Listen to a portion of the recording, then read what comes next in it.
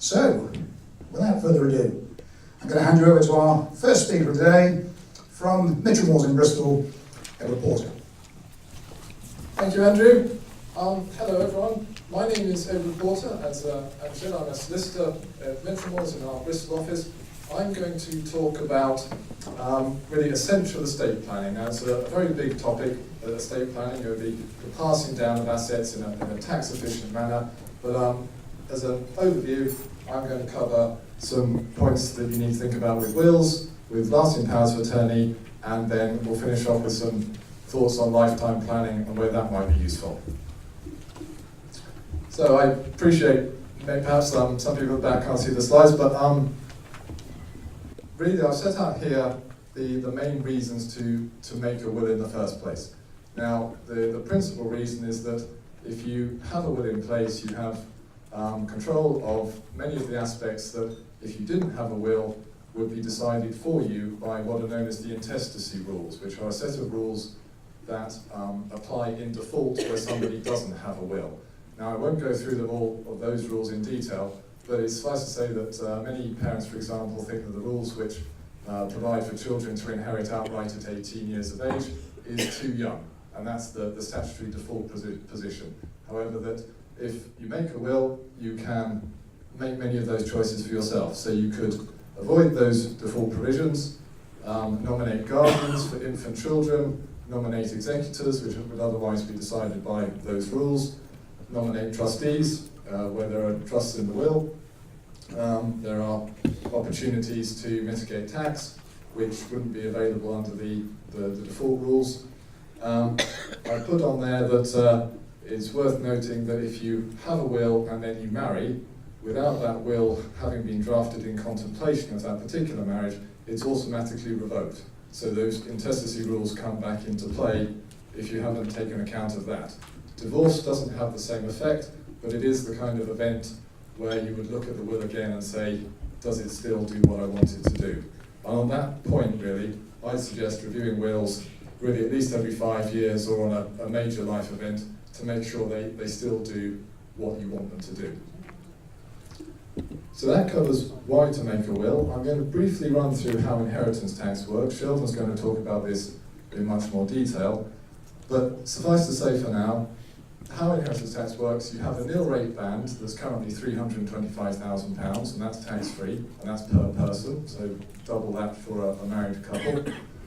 You also have currently a second residence nil rate band if certain conditions are met, which Sheldon's going to talk about, and that's a further £100,000.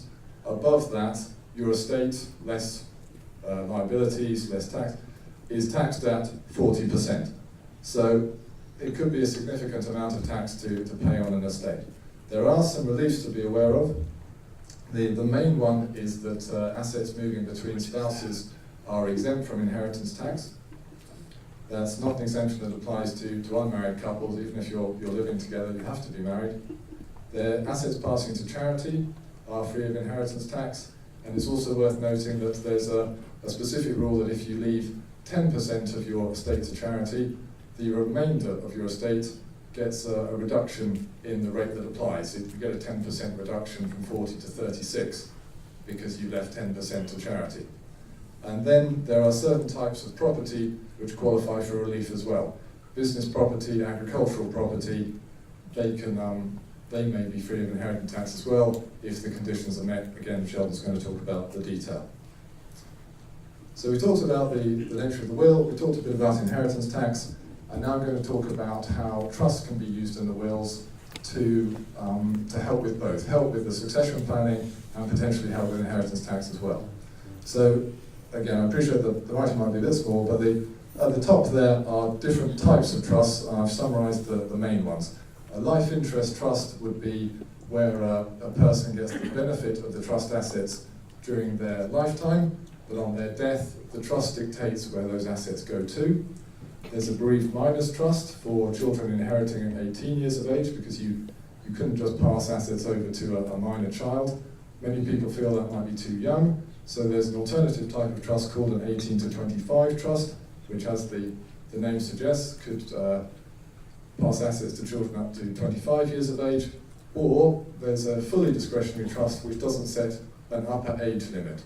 And that gives, those kind of fully discretionary trusts, gives the most type of flexibility in terms of protecting assets, further inheritance tax planning down the line, gives a great deal of flexibility on that front. And what the trusts achieve, I've listed them here. You've got asset protection, you've got protection of vulnerable beneficiaries, that could be disabled beneficiaries or perhaps beneficiaries with other health problems. You've got flexibility in regards to second marriages, where say there are children from previous marriages and there needs to be some flexibility built into the will to benefit them.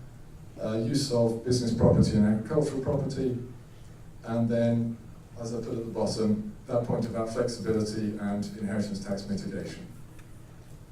So if we look at some particular examples of how those trusts might work in practice, I've got here, say on the death of a husband, for example, he could have in his will that everything passes to the wife. Now, what the concern might be is that if the wife inherits everything, remarries, has a new family, as I mentioned before, marriage automatically revokes any will that's already in place if it's not drafted in a particular way. And so potentially everything could pass to the new husband, the new family, and the children maybe of the first marriage are left out. A way to deal with that potential problem would be to hold those assets in a trust for the wife's benefit. I'll go on to the next slide. She could receive income, the right to live in property, and so on. But on her death, those assets pass according to the terms of the trust. And there could be further trusts for the children to help plan for their future rather than just pass it to them outright.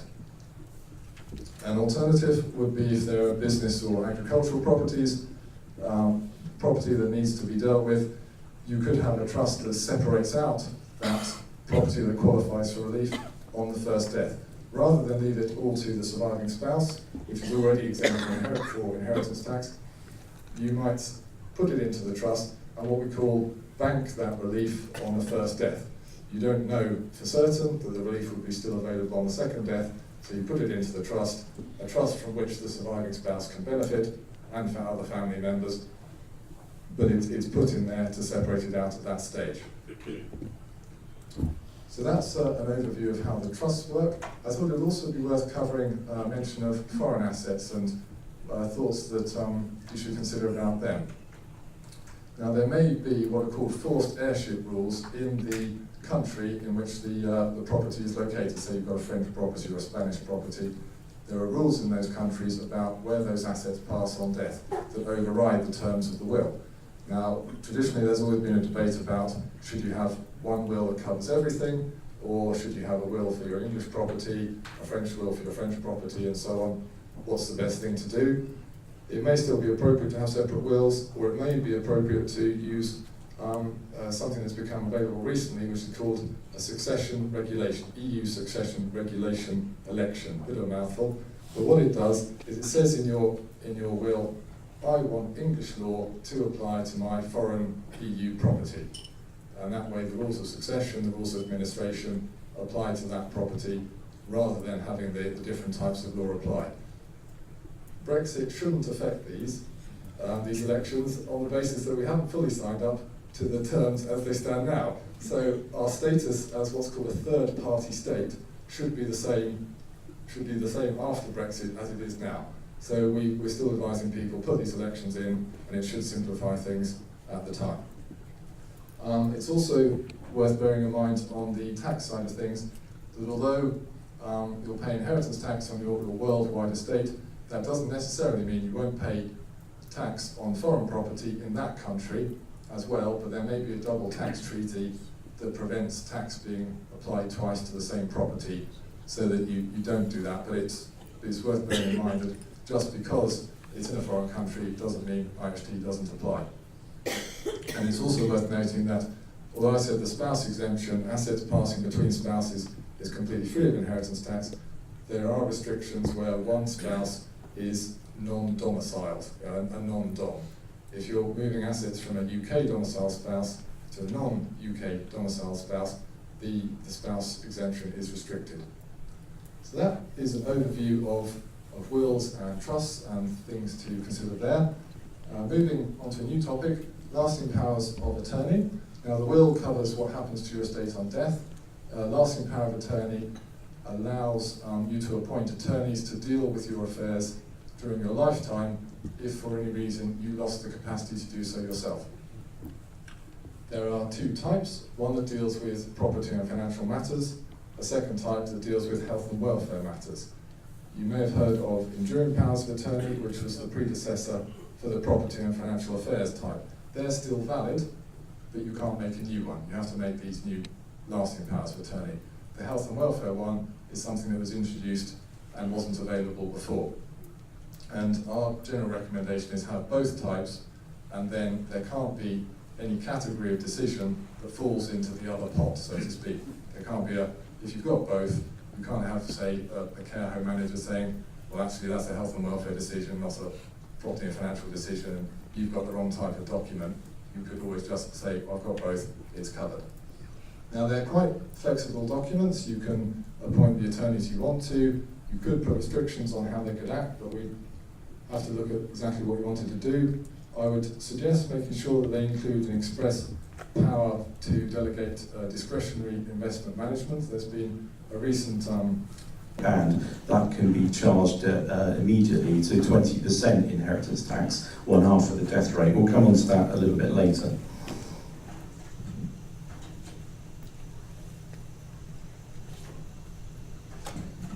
I thought it'd be useful, being a chartered accountant as well as a chartered tax advisor, to have a numerical example. So apologies for slipping in some calculations, but this example just really, tries to show how the inheritance tax liability on a deceased estate will be calculated. The points I would pick out from this calculation are as follows. Firstly, the family home, contents, quoted shares, investment properties. These are all assets that are fully chargeable to inheritance tax, no special reliefs. Unquoted trading company shares, a special relief is available, business property relief, which I'll discuss in detail in a minute. In this example, when Mr. Smith's wife passed away in 2007, all her assets passed to Mr. Smith. What that means is that the transferable nil rate band is in point, and so on the second death, there's effectively a doubling up of the nil rate band. Excuse me, would you mind moving to one side of the screen? Yeah. Thank you very much. Thank you.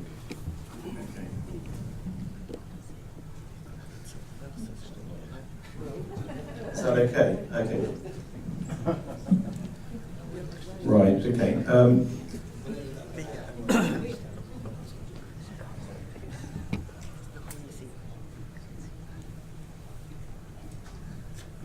You'll also see from this calculation that the residence nil rate band, which came in on the 6th of April this year, applies. And again, that is transferable between spouses. So the residence nil rate band is £100,000, but obviously it doubles up where it wasn't used on the death of the first spouse. So in this example, you've got a taxable estate of £650,000, inheritance tax of 40% is £260,000. We've already covered this to a certain degree, the availability of nil rate bands.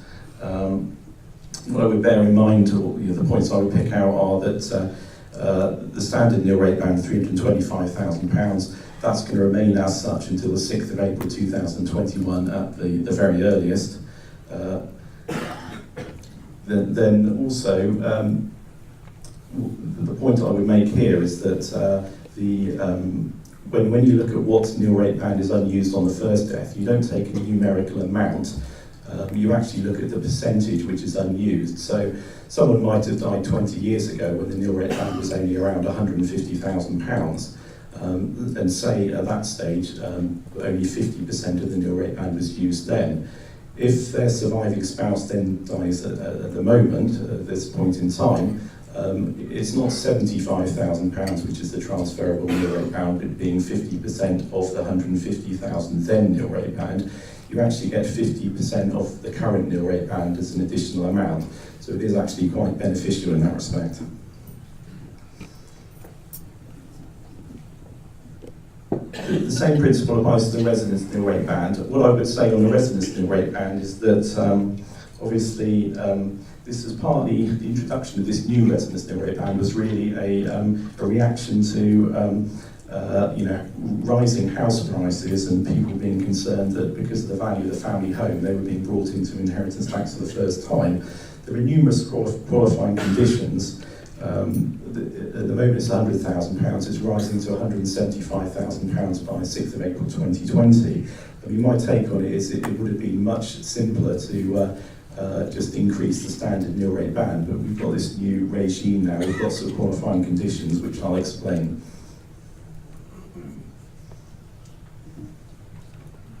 So the additional nil rate band applies where the deceased leaves a residential property in a will to a child or a grandchild. It must have been a residence of the deceased at some point in time. It doesn't have to be their residence at the date of death. So it might have been a former home which they used to occupy and then they moved to a different home. What doesn't qualify, however, if you've got a pure buy-to-let property which was never occupied as a residence by the deceased, that doesn't qualify for the residential nil rate band. There are issues, as Edward has alluded to, where a residential property, a home, is left on trust in the will. You have to be very careful in terms of the type of trust. So, for example, if an individual leaves their home in the will to a discretionary trust, that wouldn't benefit from the residence nil rate band. However, if it was a life interest trust for their children, it would do. Also, I mean, these rules were originally introduced in July 2015. When they were announced, the government also said they were going to include a sort of relieving measure where if people sort of downsize their homes or they sell their home and move into care, that those individuals wouldn't be penalised from potentially losing the residence nil rate band. And so what they basically said is that there's potentially a downsizing addition available which would bring you back up to what the residence nil rate band would be if you still own that property. The government, as well as sort of I highlighted, there are lots of conditions attaching to this. What I would also say is that if you've got a particularly high value estate, that's one valued at £2 million, the residence nil rate band is actually tapered away. So at the moment, if you're a married couple and your estate is valued at more than 2.4 million, you wouldn't get any residence nil rate band. You still get your standard nil rate band of 325k per spouse, but you would lose all entitlement to the residence nil rate band. So there's obviously some planning to be done there.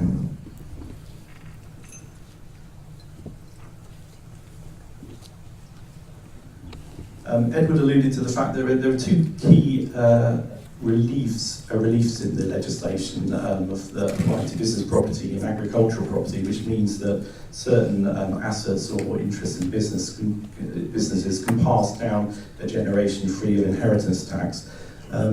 Just starting off with business property relief, this applies where an individual might trade as a sole trader or be a partner in a trading partnership or own shares in an unquoted trading company. Where certain conditions are met, the value of that interest in the business or the shares can be free of inheritance tax by making a claim for business property relief. Basically, there's a 2-year sort of ownership condition, so it's not possible just to buy sort of business assets shortly before you pass away and transfer them down a generation.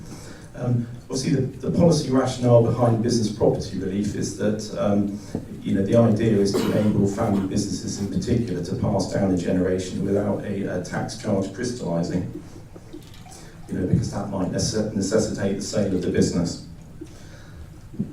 As you'd expect with a valuable relief, there are numerous qualifying conditions.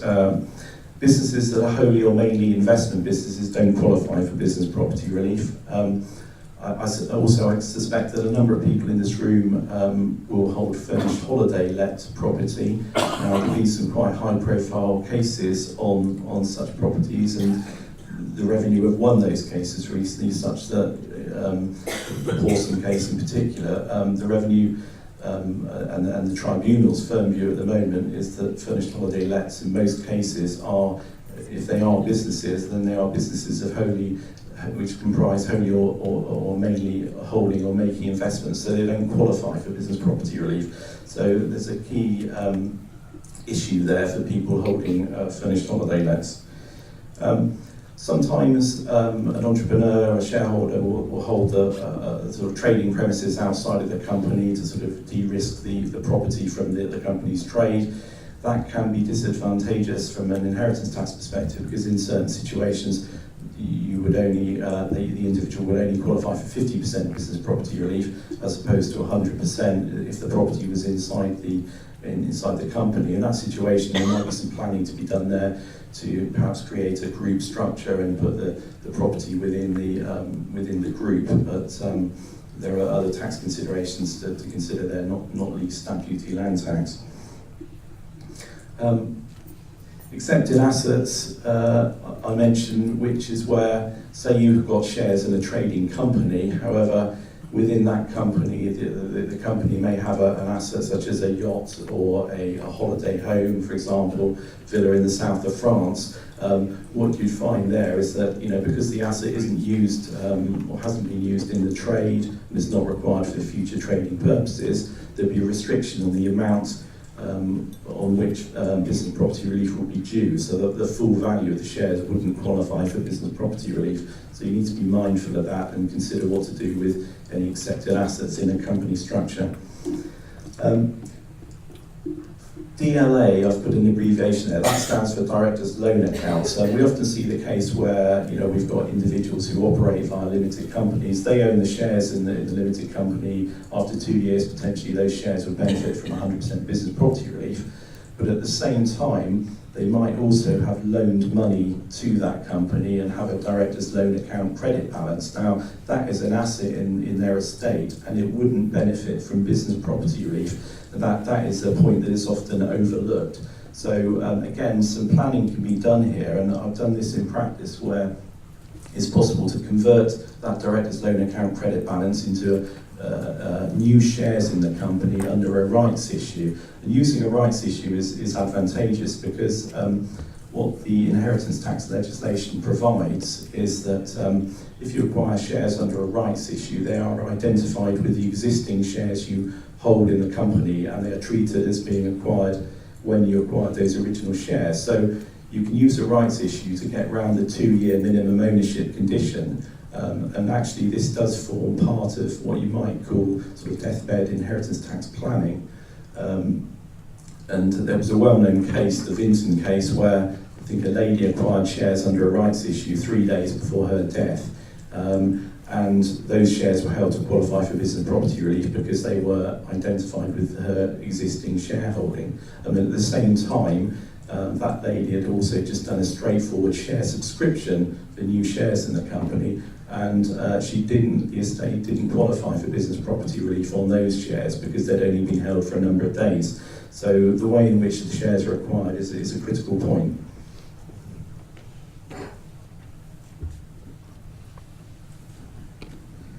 Separate sort of relief from inheritance tax applies to agricultural property. So if you're an active farmer, there's a sort of 2-year ownership occupation test.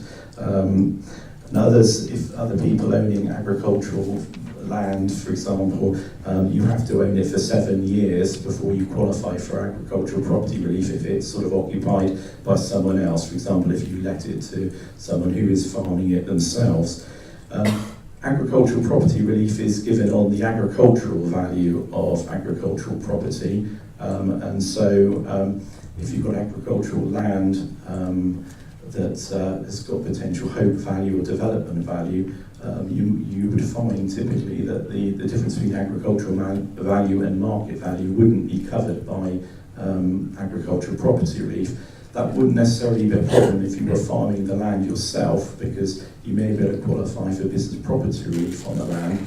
But if the land was let to a third party, you wouldn't be entitled to business property relief. So if you've got land that has got potential hope or development value, then you need to consider the inheritance tax ramifications. What I would say about agricultural property relief at the moment is that it's a very generous relief, and I think potentially there could be some changes to it going forward. And there's been quite a lot of speculation in the press that it's effectively a tax relief for very wealthy individuals, a lot of whom aren't actively farming. For example, I read recently that Sir James Dyson has 30,000 acres of agricultural land, which, if that's £10,000 an acre, say that's something like £300 million of agricultural land.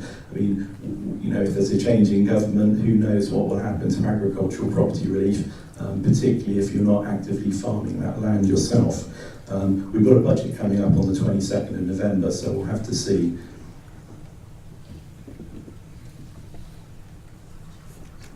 I'm going to skate over lifetime gifts and inheritance tax exemptions really, because Edward's covered it to a certain degree, but obviously lifetime giving is a key means of reducing the value of your estate for inheritance tax. There are various exemptions in the legislation. The only exemption Edward has mentioned that any individual can give away £3,000 and it's immediately outside of their estate for inheritance tax purposes. That exemption came in 1981, and had the revenue sort of indexed it between now and then, it would actually be worth £10,000 a year. So in a way, it just shows you the sort of government's sort of stealth tax operations.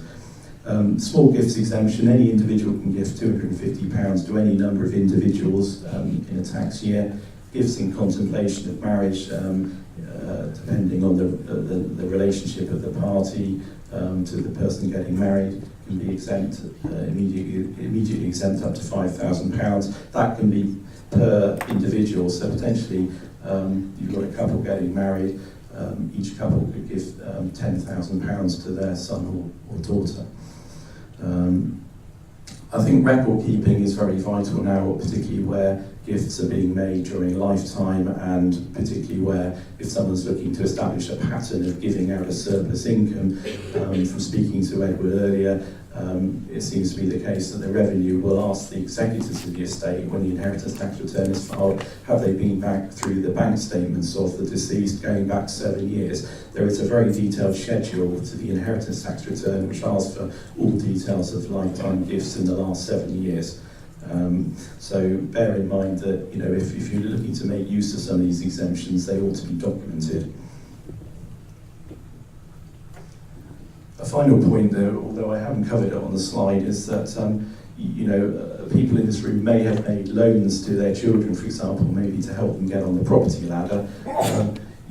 You might then decide later on to sort of effectively write off that loan and convert it into a gift. I mean, you have to be careful if you do this, because to write off or waive a loan normally has to be done under a deed prepared by a solicitor. The pitfall here is that if it's not done properly by way of a deed, HMRC could come along later and say, well, that is still an asset in your estate, you're still entitled to have that loan repaid by your child, and 40% inheritance tax could be charged on it.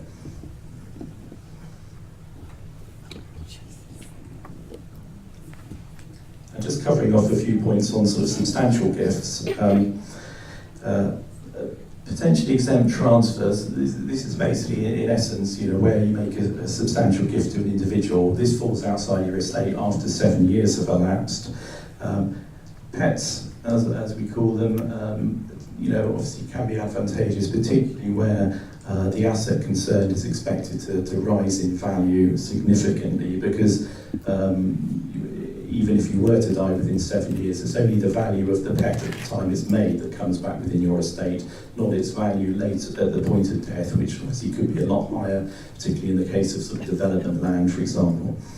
When you're making a gift for inheritance tax purposes, a pet, it's got to be on a no strings attached basis, otherwise there are sort of anti-avoidance rules known as the gift with reservation of benefit rules, which would mean that it would still be treated as forming part of your estate. When gifting assets, typically down a generation to children, you've always got to consider the other tax implications. If it's a non-cash asset, you've always got to consider capital gains tax, because a gift to a child is a connected person's disposal for capital gains tax purposes, and you'll be treated as deemed to receive market value consideration.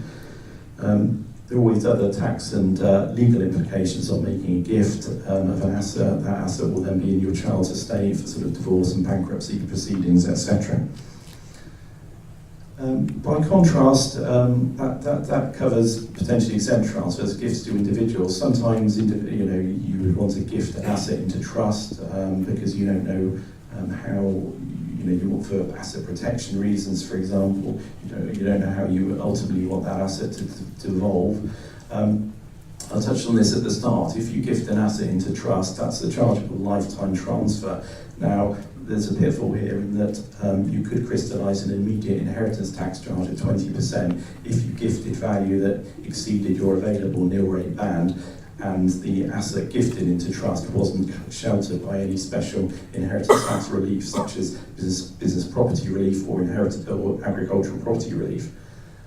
Trusts can be very attractive for various reasons, not asset protection, but also attractive from a tax perspective. Potentially a married couple could gift £650,000 of value into a trust every 7 years without paying any inheritance tax. Trusts do have their own inheritance tax charging regime, but it's still relatively beneficial. Trusts are potentially subject to inheritance tax at a rate of 6% every 10 years. And on the 10-year anniversary of the creation of the trust, and also when a capital leaves the trust and is appointed out to beneficiaries. Trusts, I think, still play a major part in inheritance tax planning. Obviously, the government do perceive that trusts are often used for tax avoidance purposes, so it's an area we need to keep an eye on. Final point with a trust, again, because of the gift for reservation and benefit rules, you need to ensure that you as the settlor of the trust, you and your spouse are excluded from benefiting from the trust, because otherwise it will be ineffective from an inheritance tax perspective. The assets will be deemed to remain in your estate. Not only that, from a capital gains tax perspective, if you gift assets into a settlor interested trust, you can't claim capital gains tax holdover relief, which is a very valuable relief, which means that the donor doesn't pay capital gains tax on gifting the assets into trust, and the trustees take on the property with it, the historic base cost of the donor. So when creating a trust, it's vital to ensure that it's non-settlor interested, so that it's efficient both from an inheritance tax and a capital gains tax perspective. Just a few final thoughts really on options. I appreciate that inheritance tax is a very subjective matter. As Roy Jenkins' quote said, it's a voluntary levy to a certain degree, in that it depends on your attitude as to what you do with your assets, how you want them to devolve. Your options, there are numerous options. One is to do nothing and just take the attitude that whatever your children or intended beneficiaries inherit, they're lucky to sort of get anything. The second option is you can decide, well, you could mitigate the liability by sort of spending your assets or going on luxury holidays and all the rest of it and dealing with it that way. Thirdly, you can take advice and plan for the liability, look at using trusts, sort of the annual exemptions, consider whether your assets qualify for business property relief, agricultural property relief, etc.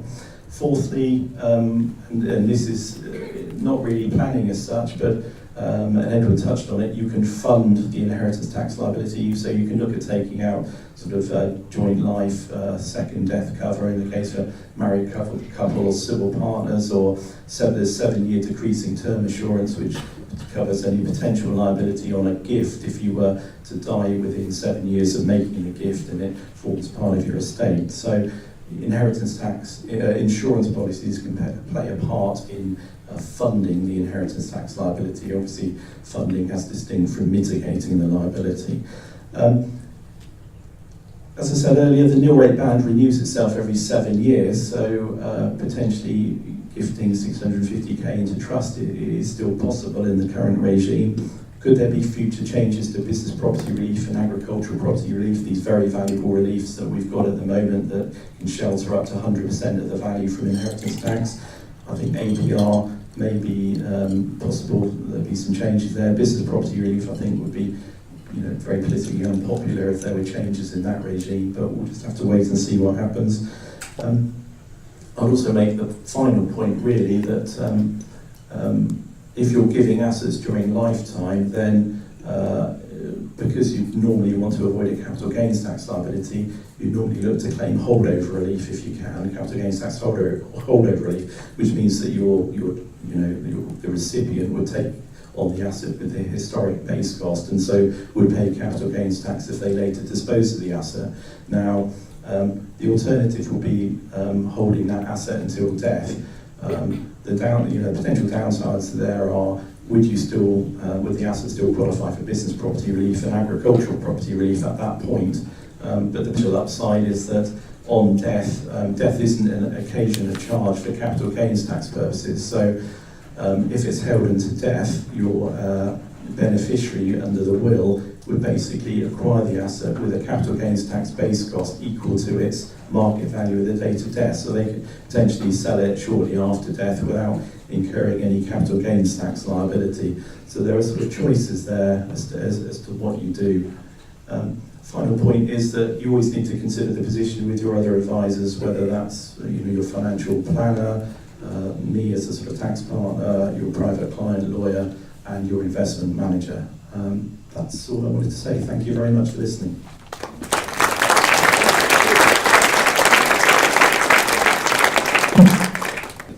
Thank you. So what I'm going to do is give you a bit of a whistle-stop tour here of what's happened in the pension market. It has created a lot of interest and a lot of opportunity really for planning. Sheldon alluded to the fact that with most clients, when we help them, when we're asked to help them, it's typically a sort of a joined-up approach between the financial planner and the tax accountant and their lawyer. So we're very accustomed to working as a team to get the best outcome for a client. And to be perfectly honest, things are now so complex that it's pretty unlikely that you're going to get the best outcome if you're just speaking to one of the three. You need it to be joined up. So I'm going to very quickly touch on the legislation that introduced everything, summarise what hasn't changed in regard to pensions, because quite a lot hasn't changed, then go through and explain what has. Talk a bit about the expectation gap, because there has been a bit of an issue with people thinking they can do things that they can't, and then crucially talk about generational pensions. The pitfalls is probably the one that you need to pay closest attention to, because there are quite a number and no surprises there, and then what you can do to make the most of the new changes. A quick case study, and then where you get advice if you feel you need advice. I'm going to just quickly allude to the fact that there are handouts in the goodie bag that you're going to be given on the way out, so you don't have to take copious notes. Pretty much everything is either in the slides or it's in the handouts or the flyers that I've produced over the months and years to hopefully explain all the jargon, because there is quite a lot of it. So, a whistle-stop tour. Well, the legislation came in and it was really on the back of the fact that people were kind of losing interest in pensions, largely because they become so difficult and so complicated and restricted, and so they needed to make a change. And the Chancellor at the time, Osborne, asked the Treasury to have a look at the financial impact of reform, and the outcome was that it wasn't going to affect revenue at all. In fact, it was probably going to have a positive impact on tax revenue, as indeed turned out to be the case. That, for the cynical amongst you, is largely why they introduced the regulations, for no other reason. So they have seen an increase in tax take because certain people have chosen to liquidate their pension funds, and that has accelerated the tax income that the Treasury get. It did also have cross-party support, and it is also primary legislation. So we're often asked, is this all going to change if we get a Labour government? Well, the chances are it won't change, A, because they've got bigger fish to fry, not least fighting amongst themselves, and B, because it is primary legislation. So we think it's here to stay. And in a nutshell, what does it do? Well, it gives freedom to decumulate, to withdraw funds from your pension as you wish, or to preserve funds if you don't use them for the next generation. If you had to sum it up in one bullet point, that's what it does. So looking at it in a bit more detail, there have been a number of unintended consequences of the legislation.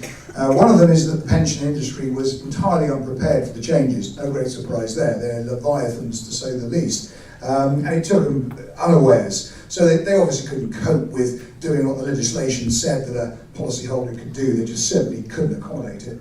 There is now a really nasty scam culture going around, so those of you that are hit 55, obviously nobody in this room, clearly, but once you do hit the dizzy heights of 55, you will be targeted almost certainly by fraudsters. Again, there is a little leaflet in your pack that you can pick up on the way out. Have a look at that. That will help you identify if you're being targeted. There's been a large increase in appetite for people looking to create a pension fund with the new freedoms in mind by moving out of a defined benefit environment. Now, very quickly, the government stopped those in unfunded schemes, public sector schemes, from doing that. No great surprise there. But those in the private sector with defined benefit, final salary type schemes, an awful lot of them have been looking quite seriously at transferring out into a money purchase arrangement for one reason or another, a SIP, that kind of thing. Largely to create a fund that they've never had before and also to be able to pass it on to families. So that's a big trend. There's been a lot of annuity mis-selling, so there will have been people undoubtedly in this room who have either been mis-sold or mis-bought annuities, because clearly now annuities they weren't particularly attractive before the freedoms, but they're even less so now, unless you suffer with very poor health, short life expectancy or whatever, but annuities aren't generally top of people's wish list anymore. So the scope really is around generational tax planning. It's particularly if you have younger grandchildren who have unused personal allowances, and that's the one that a lot of people have latched on as being quite attractive. And it has also changed the whole sort of way in which people approach pensions, that these days people are now making pension contributions right through to age 75, whereas they weren't before, because it's now so flexible and so efficient. And also taking benefits later and later, and in fact in some cases not taking benefits at all, so even beyond 75, not even taking the lump sum entitlement. Why would you do that if it's in a tax-free environment? So what hasn't changed? Well, I won't go through every item, safe to say that quite a lot of the things that we like about pensions are still with us, in that you can still take a lump sum in one go, or in phases if you want to be really tax efficient. You still get tax relief on contributions that you pay. Your company, if it pays contributions, can get it as an allowable business expense. The minimum age at which you can take pension benefits hasn't changed yet. It will be changing, and it will be increasing in line with state pension age. Annuity options are still there for those that want them. And the good old lifetime and annual allowance. In other words, the restrictions that the government introduced to limit the amount of tax relief that you can benefit from during your life, and also on an annual basis, unfortunately they are here to stay, and they become even more complicated. To mitigate that, to some extent, we still have something called carry forward, which means those of you that have had pension schemes in place for the last few years, haven't made the maximum contribution, can mop up that unused relief and can use it to offset a tax charge that you might otherwise incur. So carry forward is jolly useful. The way in which income is taxed when you take it out of a pension has not changed. And this, of course, is where a lot of people have slipped up, because rather than doing things judiciously and taking money out so that you only pay tax at 20%, which is what we want you to do, people have got all excited and they've seen that motorhome down at West Country Motorhomes and decided, you know what, I think I'm going to just cash in my pension. So for the first time in their life, they're paying tax at 40, 45%, or even 60% effectively if they earn over 100,000 quid. So it's certainly not a good idea just to liquidate your pension fund without getting a bit of advice first. They've also left cap drawdown, which are the old flexi drawdown rules, which you can still use. The main things that have changed, they've made it easier to liquidate small pension funds without losing benefits. The second one is a real mouthful, and that is the ability to take a lump sum from a pension, of which 25% is tax-free and the remainder is taxed as income, and you'll see that in the example I use a bit later on. Flexi access drawdown is a complicated way of saying you can take what you like when you like, but you'll pay tax on it, of course, at your marginal rate if you get carried away. Trigger events were introduced. They're nasty. We don't like anti-avoidance legislation, any of us, but of course, as financial professionals, we have to be all over it. There is a leaflet specifically on trigger events. If you don't read anything else today, please read that one, because they are nasty. And they are basically easy ways to fall foul of losing tax relief by doing something quite innocuous. The tapered annual allowance will again affect lots of people in here. It is particularly bad for, we act for a lot of medical professionals, for consultants, people like that. So people who are in the public sector who can't really control the capitalised value of their annual pension contribution, they are particularly badly affected. At least those of you who are in the room who are in business, you can control what you pay into your pension, and therefore you can control whether you pay a tax charge, and if so, how much you pay. So it is quite tricky for us to navigate that, but it's something that we do day in, day out, so we can help you. The big one, the really big one, is the introduction of dependents, nominee and successor drawdown. Complicated term. In simple terms, it means that in the same way that you can preserve your ISA wrapper for your spouse now when you die, and your spouse can get a credit of a value equal to the ISA at the time you died, which was a great thing. Alistair Darling introduced that. We have the same thing with pensions, but it goes further because there are no restrictions at all on the beneficiaries that you can include. So it can be anyone you like, but in particular it can be grandchildren. Why grandchildren? Because they have these lovely personal allowances that are unused. So it means that we can get income out without paying tax, when otherwise we would pay tax. So it's important also to be aware that there's a big difference between how pension fund death benefits are treated depending upon when death occurs. So a lot of us got quite excited when George Osborne said, oh, you can leave your pension fund tax-free to your children. Well, you can, but only if you die before 75. So there is, quite an increase in one-way tickets to Zurich and Dignitas when people are 74. So if any of you are getting to 74 and your children provide you with a one-way ticket to Switzerland, you probably don't want to go. There we are. So we're stuck with this cliff edge of 75 where we have to look at clients' position and give them advice. So the expectation gap, in a nutshell, a lot of what people think they can do, they can't do because their own pension providers can't accommodate the flexibilities. So it means that in many cases, one of the first things we need to do to help a client to allow them to do what they want to do with their pension fund, and that includes passing it to their children or grandchildren, is move the fund from one pension vehicle to another. Either do some remedial work on the existing contract, or more often than not, transfer it into a newer contract that was designed with the new pension freedoms in mind. Common sense?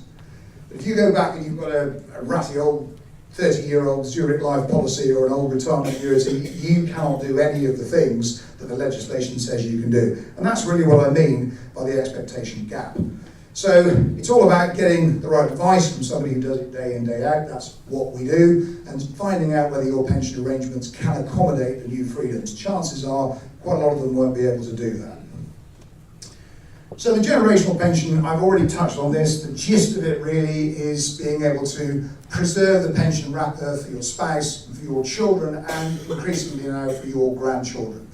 There are some subtleties, and again, where advice is necessary, you have to have it in the right pension vehicle, you have to complete an expression of wish form and in the right way, and you have to draft a letter of wishes to accompany it. Now, they're all things that we can do for you, but it is quite nuanced, and if you get it wrong, it will not work. If you get it right, it will work, the pension wrapper will be preserved, and the assets can pass on to future generations. So there's quite a lot at stake with it, but it has to be done properly. It's really all about using grandchildren's personal allowances. That's the clever bit.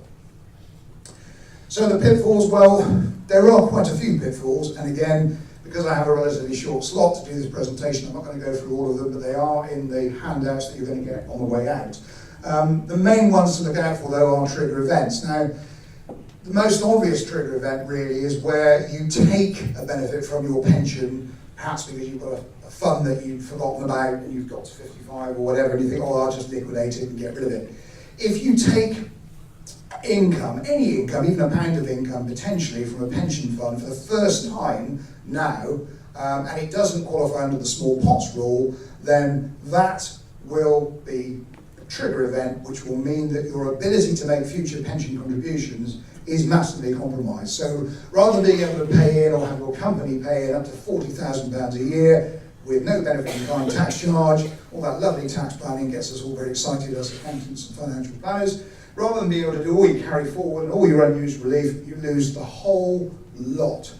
So instead of being able to pay in 40,000, as of next year, you'll be able to pay in 4,000.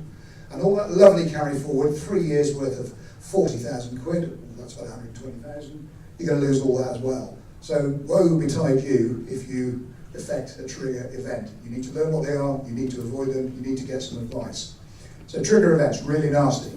Carry forward, We love carry forward, and the accountants particularly love it. The trick with it is to make sure that you have a pension vehicle in place, even if you don't contribute to it, because after 3 years, you've then built up a carry forward entitlement. That's how it works. If you haven't had a registered scheme in place for the 3-year period, then you can't use carry forward. So again, there's a little trick. You need to have a scheme in place. The tapered annual allowance is a particularly nasty one, even for those of us that do it day in, day out. It's quite tricky to advise clients because it's on a current year basis, and of course if we're helping you, we don't know exactly what your income's going to be until probably the middle of March of next year. So being able to say exactly what tax charge you might incur if you make a large pension contribution is quite tricky. But there are, again, ways around it, and we can add quite a bit of value, but you just need to be aware that it is tricky and you do need a bit of advice. Death benefit nominations we've talked about, inheritance tax and avoiding it. Again, why on earth would you now decumulate your pension fund when you have other assets? Why would you do that? Provided it's in the right environment and you've nominated it correctly, the expression of wish, letter of wishes and all the rest of it, that asset, which could be tax-free up to £1 million per person, is outside of your estate for inheritance tax purposes and can stay that way, or and can pass to your wife and your children and your grandchildren. So why would you decumulate that asset other than as a last resort? And so it stood financial planning for retirement on its head, whereas before you would look to your pension fund as the first port of call. Now you look to do whatever you can to try and build a £1 million pension fund, and then you look to leave it alone and spend everything else. Spend your ISAs, spend the money on deposits, not doing anything anyway. So live on everything else that the revenue would otherwise tax and preserve your pension fund until the last resort. That's the smart way to do it. That's the smart way to minimise your inheritance tax and maximise the benefits of the pension for your family. Pretty simple, really.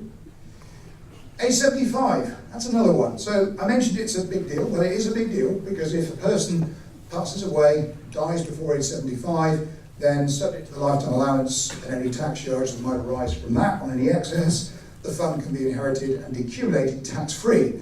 The good bit is that those inheriting a pension fund can access that fund at whatever age they are. So if your children are in their 30s and 40s and they inherit a pension fund from you, they don't have to wait until they're 55 to access it. And that's brilliant, because they're all going to want to buy houses, aren't they? Because that's what they need to do. So that's worth bearing in mind. They haven't got to be 55 to access the pension fund themselves. They can access it at whatever age they are when they get it. And it also doesn't form part of their lifetime allowance. So they're still free to build up £1 million of pension assets in their own right, as well as anything that they might inherit from you. So how do we make the most of the reforms? Well, the first point, which I think I've hopefully made, is that you almost certainly will need to do some remedial work in your existing arrangements, either some consolidation or some updating. You need to think about how you pay pension contributions, and if you run a limited company, you really shouldn't be making personal contributions at all. It makes no sense to suffer a national insurance cost. The company can pay it, the company can get tax relief, corporation tax deduction, and of course, it doesn't have to be with reference to your income. So you can do what the clever accountants do and pay yourself a little salary and lots of dividends, and you can still get the company to pay a £40,000 annual contribution. Why would you not do that? What better way is there of getting value out of your company along the way into a tax-free environment than paying that? So company pension contributions, use your unused relief. You can look at hybrid schemes if you like the idea of having a secure income for some of your pension fund. That's a mixture of secure and unsecured. It's quite clever. Why start making pension contributions just because you've hit 65? You can get tax relief, particularly at 40%, carry on paying them. And I suppose a word to the wise, I think that it's highly likely, even if we don't get a change of government, that the availability of income tax relief at your marginal rate on pension contributions is not going to be around for that much longer. If we get a change of government, I'd give it about 6 weeks. So you probably want to fill your boots, as the expression goes. And the next one is the importance of phasing taking benefits. So if you do need to access your pension fund, like myself and most people, you're not lucky enough to have so many assets that you haven't got to touch your pension fund, you do need your pension fund, then the way in which you do it is vitally important if you want to minimise the tax and keep as much of it in a tax-free environment for as long as you can. So here's a simple case study. It is simple, I promise you. I know it doesn't look it, but it is simple. And it's just an example of how you can draw money from a pension fund very, very tax efficiently. And I'll draw your attention to the bottom right-hand number, and you'll see a percentage. That's the tax rate that I achieved for this particular client. 8.4%. Anybody happy with that one? It's pretty good. So you do that by taking your benefits gradually as a mixture of tax-free cash, the so-called pension commencement lump sum, and taxable income. You do it in a way that makes sure that you preserve your personal allowance, and by doing that, on a cumulative £210,000 withdrawal, you're paying £17,000 of tax, which I think is pretty good. So that's how you do it. You do it over a period of years, you do it gradually, you phase it, you don't just take all the money, you don't just take the lump sum and stick it in the bank and then risk suffering inheritance tax on it. You do it a bit more strategically than that. They're just the rules. We just follow the rules. So the benefits to that, where are we? Pressing the wrong button again. Thank you. Don't take your lump sum in one go. It does preserve much more tax-free funds for the next generation. It allows the funds to remain in an inheritance tax-free environment. It allows more of your investment funds to be actively invested for longer, which certainly 7IM will like. And you can use up your lifetime allowance much more manageably. We can control it. We can effectively deal with the lifetime allowance relatively easily if we do it with a bit of forethought. This is a sort of slightly controversial slide, I suppose, because it's just reiterating to you the importance that when you do get advice, you really should think long and hard about not getting robo-advice on the internet or getting free advice, because there's no such thing as free advice. We all know that if we're honest with each other. If anything decent, you've got to pay for it. So you need advice, not guidance. That's the first thing. I would suggest you need to speak to somebody who's independent and whole of market and not a restricted advisor. I won't mention any names, but there are some very big companies who have very impressive marketing material, but they are not independent. They are commission-based salespeople, and that has to be borne in mind. So do you pay a fee? Well, yes you do. Do you really want somebody who's only going to earn money if they sell you a product? Well, clearly not, and that's why there is an inherent conflict of interest with commission-based advice. So do you speak to a general advisor or a specialist? Again, I would suggest you speak to a specialist who deals with pensions day in, day out. And the multidisciplinary reference, of course, is the fact that Thomas Westcott is a multidisciplinary practice. We have accountants, we have auditors, we have financial planners, and we have tax advisors. So it's very much more of a one-stop shop than just speaking to an IFA. And lastly, if you have defined benefits, for goodness sake, don't get advice from somebody who is not a specialist in defined benefits, otherwise you will probably find the advice is not as good as it should be. So there's lots of ways that we can help you. This is coming to the end of the formal part of it. We offer you a free initial consultation if you'd like it. We hold these seminars. There is a flyer for our forthcoming budget seminars in your goodie bag if you'd like to come and join us. One of them is back here. Giving advice on taxation, how you take benefits, how you minimise inheritance. Lots and lots of experience of doing it, which is really, really important. Coming up with a plan that's bespoke to you and not just a generalised plan. I'm conscious that we're running over very slightly, but only by 5 minutes, so hopefully you won't mind that too much.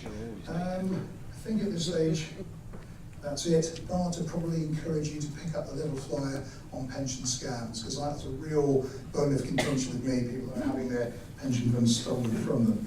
So we're going to break. We're going to have a comfort break for the next 10-15 minutes or so. Stretch your legs, get some air. Pleasure once again to introduce somebody who's become an old friend. Justin and I have done this many, many times before, and it's lovely to see him again, looking as well as ever. You'll have seen him, particularly on BBC Breakfast, where his wonderful irreverence and distrust and hatred of politicians is always entertaining. So without any further ado, I'd like to introduce our keynote speaker event for the day, Justin Urquhart-Stewart. Thank you. Right. Thank you very much, everybody. Right, now I have to be careful because, yes, I do end up being rather irreverent. I must make sure I'm not actually rude about anybody, so please, now I need to make sure. Are there any Belgians here? Right, okay, Italians? Right, okay, I did have trouble last week because I asked an Italian and he did actually put his hand up. I said, no, both hands you have to put up. Both hands. He got extremely annoying. Anyway, I can't think what.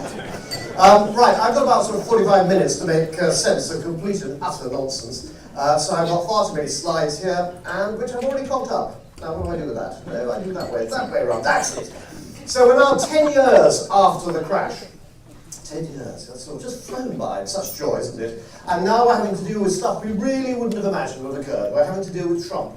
This man just keeps on giving every night, doesn't he? No, you have no idea what he's going to tweet the following day and what impact it might actually have. It is really quite astonishing. In due reference, of course, to Madam Mayor, obviously to Lord Weston, the Super Mayor. It is like living in a Jeffrey Archer novel, isn't it? Except probably better written, I suspect, but no matter. Now, there is, of course, one word that runs the economy, and it's not Hammond or May, or anybody else who runs Top Gear. It is, of course, actually confidence. Confidence. And as the weeks go by, and we listen to all those party conferences, I can sort of feel it leaching away by the moment. And it is absolutely vital. This doesn't actually help by the BBC much either, and I seem to reinforce it most of the time. If you have to go home in the evening, turn on 6 o'clock news and happen to listen to a depressed Welshman like Hugh Edwards, it's hardly surprising. So part of my job is to try and actually neutralise some of those things, and not tell you untruths or alternative facts, but actually give it some perspective as to actually what's going on at the moment. So this is actually what we've got at the moment, of course, is having to do with Kim, and I do apologise, it's the wrong Kim. That one. There's probably that Kim as well was involved, it didn't surprise me in the slightest. I'd never thought at the balance of my career, and I'd have to start writing weekly notes involving thermonuclear war. I thought we'd sort of gone past that stage, but apparently not. So I have to make some sense of all of this as we possibly can. And so trying to work out what he's going to be doing, and come to that, who knows whether these are fake news or not. What happened to that flat in Moscow? Anything could actually, frankly, be true these days. So with all of this, and the reason this is important, I'm not being so totally flippant, is of course this all impacts on what people think is happening in the global economy. And there comes a stage where people then end up getting so worried, so concerned, that they don't spend, companies don't invest, and that then gets reflected in your investments. So it is all about actually trying to make sure that we try and get to some form of truth as to what's happening, particularly with regard to this. Here we are, it's only been a year, good God, that's such a year of joy. And we still haven't got a sodding clue what's going on, although people are beginning to get an inkling as to what actually might be affected. This is absolutely fascinating. What's a hard Brexit? This is my definition of a hard Brexit. The UKIP member having his lights knocked out at the Parliament. This is what you're going to get.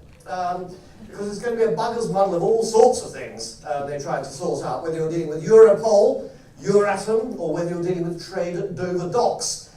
It's going to be a huge compromise of a load of different things. So picking your way through it's going to be really rather difficult. But let's be clear. The economy doesn't stop just because of that. We all carry on working, but it will have an impact. What I want to do, though, is take a more of a global view as to actually what's happening at the moment. Now, I'm actually supposed to be not using this slide because I had a letter of complaint from L'Oreal saying I was insulting their brand. Look, that's the best bloody advert they've had in years. 2 buffoons with dodgy hairstyle need L'Oreal and I've never performed. Anyway, no matter. So the point is this. You've now got a media who is constantly telling you that you're doomed, and it's all going to be horrible. And this is bad. And the problem by a lot of this is that when you go to the BBC, bless their cotton socks, they've got a very good economics department, nothing wrong with it at all. But unfortunately these days, a lot of them get moved on to other areas and other departments. They're all perfectly bright. But it means you lose the depth of expertise and knowledge. We've got the same problem at the Treasury as well. There's no one in the Treasury with more than 5 years' experience, all very bright individuals. But because they've adopted modern HR policies, they then get transferred to the Foreign Office or somewhere else like that. And so they've lost the knowledge. You go back 30 years, 25 years, you would have found Sir Humphrey Appleby. And you would have found that he had an entire career there, and he knew the depths of actually how the Treasury worked and how the financing system worked. But unfortunately now, that's not the case. So the BBC, sadly, will therefore give you headlines. They're not there to obviously deceive you, nor do they have a huge left-wing bias. They are slightly pink, as you would probably expect for most media outlets. That's what you sort of slightly centre-left, that's the sort of element, and they try and make sure they bias against that as well. But a lot of effort goes into that. However, if you've seen that programme, W1A, which takes the mickey out of the BBC, that's true. It is astonishing. A lot of their meetings are just like that. If you haven't seen it, it's worth watching, just one programme anyway. But the point is, with the BBC, they will come up with the hyperbole of the headline. And that's the bit they've got to get across. And so putting a headline saying, Britain doing okay, doesn't make much for a headline. Whereas actually highlighting some of the more darker parts get people more excited. So we've got to put things into perspective. Now, 10 years on, we're coming off the drugs. This isn't a personal problem, I've got over that now. But the issue of drugs, I really mean in terms of with the financial crash, we carried out certain financial effects to try and make sure we could manage our way through it. Some of it we'd heard of, things like cutting interest rates. Others were things like quantitative easing, which no one had heard of before, really. You go back through any of the economics books or any of the economic courses people have done, you'll find it's actually not very mentioned really at all, if at all. So we had the world's largest financial experiment carried out on all of us. Has it worked? Well, we're all still here. But the truth is, actually, of course, we're only halfway through it. We've taken the drugs, now we've got to get off it. Quantitative easing is just a mechanism whereby you put more cash into the system and you end up with the central bank and the government getting together to create this and effectively buying assets. And those can be corporate bonds or quite often they're government bonds. So what happens when they start selling those? Having pushed up asset prices, does it mean by selling it the asset price is going to come down? Not necessarily. It depends if the economies have enough confidence to sustain themselves without that level of support. Is that going to happen? The answer is we just don't know. But what you can say is the global economies have been improving. And you can look at this because all the drugs they have been taking, ultra low interest rates, but of course also with that quantitative easing and of course commodity prices. Oil prices dropping very dramatically indeed. You know, the oil price, we have years the BBC banging on about oil price in Britain, saying it's too high in Britain, it's damaging the economy. The oil price drops from 115 down to 30. Her first headline from the BBC, fall in oil price damages Britain economy. Oh, make it a sodding mind. Look, basically, a lower oil price is good for the British economy unless you live in Aberdeen. And frankly, if you live in Aberdeen, you've got other problems. Overall, actually, all this work has been to some benefit because the economy has been improving. And you can see this now, particularly in the States, because interest rates are going up. That is a sign of good news.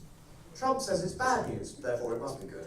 And of course he's a man's a buffoon. He has no idea what he's talking about. And please don't tell me he's any good at business, because he's not. We did a calculation on his assets inherited from his father. And had he stuck it in an S&P tracker fund, he would have made more money than the result of his own deals. So the art of the deal, I'm afraid, is actually don't do his. But the point is this, rates are rising in the States because the economy is doing quite well. And therefore, rates should go up. It's part of the cycle. The cycle is coming back, and that is good. Rates should also go up in Britain. But of course, in America, it's different. It always is. And it's particularly different because mortgages in America are often 10, 20, 30 years long and often fixed for that period. So interest rates can go up and it doesn't affect the average consumer with a mortgage. Here, of course, we all know, a lot of mortgages are very short and variable. So a 0.25% rise or 0.5% rise in interest rates could be a 20 or 30% rise in your monthly payments in interest alone, which for most people could be, in budgeting terms, very difficult. So it's a different issue, and that's one of the concerns that George Clooney, the governor of the Bank of England, has actually got at the moment, the impact that this would actually have. So we have to be really rather careful, but the rising rates are a better sign, not a worse sign. And you want some graphs and figures to back some of this up? I won't throw too many actually, they're very tedious. 08, 09, 10, 11, 12, up to 16, all those bars are different areas of the globe, US, UK, Eurozone, Japan, and emerging markets. And you can see 8 and 9 is awful, and follow that yellow line, down it goes, up it goes, and you see it slowly coming down. And now you reach the stage where it's getting to about just over 3%. We had some latest figures out yesterday showing it's just round about that level. There was a fellow, actually a young fellow at the BBC, about 9 months ago, who said, Justin, I've never seen so much appalling data in all my life. I said, yes, I know, that's because you're 12. You do actually need to have a few grey hairs to understand that's the long-term average. And after the world's largest financial explosion, to say we've got the long-term average, that's not bad. So, and you look around the world, and I appreciate none of these numbers come out clearly, but all these areas, including even Russia and its acolytes, are even seeing growth there as well. So it looks like, gosh, it's a coordinated recovery. No, it's not. It just so happens that everyone seems to be recovering at the same time. There's a great deal of coordination about it. That's not a bad story. Now, there are lots of things wrong. Yes, we've got a rocket man playing there with his games, with his bonds in Korea, and you've got the buffoon in America as well. So a combination of all these issues, and we've got to deal with Brexit. Yes, there are big issues to deal with. But of course, look at that back figure as to actually what's going on, which is, in my view, actually more important. So, I'm not going to throw too many graphs at you. The one on the left here is the price of gold. Everyone gets very excited about gold. Normally in times of stress, people say, when it all comes to an end, I will have gold. Why? What are you going to do? Lick it? It doesn't do anything. It goes up and down. You know, you can have it in your pension fund, but it's not going to buy supper. You can sell it if it goes up. So, that's the issue. And of course, people did get very excited because it did, during that period of 15 and 16, get very low indeed. And the concern was then people were very worried about actually what was happening, particularly in China, and you've seen a recovery. No, the one on the right is more interesting to me. The blue figure is the price of oil, and you can see how far that went down. And there were one or two people around the world who were just dumb, who set their budget according to $115 a barrel, like Mr. Putin, and then finding, of course, it goes down to below 30, it's now just over 50. There's one other person, of course, which was the cranky's love child. You may recognise her, Miss Sturgeon, who also did the same. We'll come back to her a little bit later. And the other one is, the red one, is the price of copper. And for years you had a telegraph saying, buy commodities, it's the commodity supercycle. And you'll see how that's crashed. And now it's been recovering, and it's recovering because of increased demand. Again, a better sign overall. So, that's not bad. Trump said he was very concerned about American unemployment. You obviously have the graph the wrong way up. American unemployment's very nearly reached nil. You've got down to technical nil, which means you've now got people in between jobs and those that require a lever to get them out of bed. And the same also in Britain. We've never had so many people working. All the polls tell us, and of course now we're sending the polls home. Slight confusion and expectations. But there we are now in a position we've never had so many people employed. The green line is in the Eurozone. Even a couple of European blokes got a job. So you can see that even there we've seen some improvements as well. So ignore Mr. Trump. Right, let's have a look at whiz around the world. Now, forgive me, I'm going at speed because I've got a limited amount of time so we can get some questions in. I don't know if some of you may remember, this is one of my favourite bits of fake news because it's real. It's not fake. This is a screen scrape off Fox News. I'm terribly upset that Fox has been taken off the Sky satellite platform because it was the most wonderful education of the most dreadful television you could ever see in your life. But basically, they have to make Fox makes news very, very simple for some people in the middle of America. And so here we have the news about a crazy Buddhist, rather strange, madman shooting in Toulouse. Now, if you do write phonetically, this spelling of Toulouse is probably correct. Because you're dealing with them in America, they always on Fox News make sure they provide you with a very helpful map as to where it is. And it appears to be, well, it looks like Bulgaria. This may explain some of America's bombing problems, but anyway, no matter. So beware of it. So in America, what you've seen is the economy has picked up after the crash. What happened? Well, the crash was caused by all the subprime debt and all those issues. But the Fed knew exactly what to do, unlike us. They knew exactly what to do because these things have happened before. Banks go bust on a regular basis. NatWest, yeah, they went bust twice. Barclays, very close once. Midland, yes. And of course, people remember Barings. But of course, this was sorted out after, and you found out about it after the event. Bank crises were sorted out by the Bank of England with 2 consenting adults in a small cupboard, and you found out about it later, not courtesy of Robert Peston on the 10 o'clock news.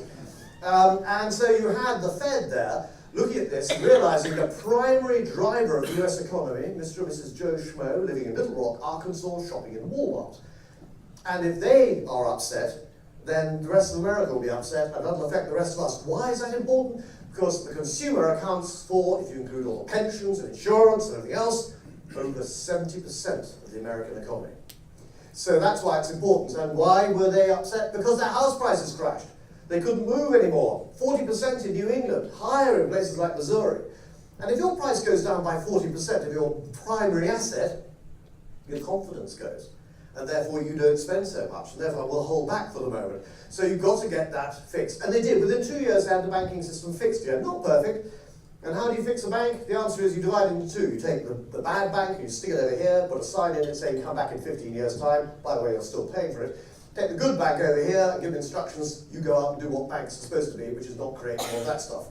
And you'll come back in 15 years' time. You'll find quite a lot of that actually has improved a bit. But that's what you do. And they have managed to achieve it. We didn't do that. Why? Because one Gordon Brown Esquire decided to reform the Bank of England. And he took out the Bank Regulatory Control area and gave it to the FSA. The FSA went on to become the Free Syrian Army, and now got the FCA. But we forgot, we lost the knowledge. So when we started dealing with things like Northern Rock, there were no 2 people in a small room being able to sort the problem out. I'm afraid it was done in public. And the next thing we knew, we had the first bank run that we'd had for over a century. But nonetheless, America, you saw the housing market improving as a result of this, consumers picking up their expenditure, and therefore the economy recovering. You then also saw the American being lucky because they went fracking mad.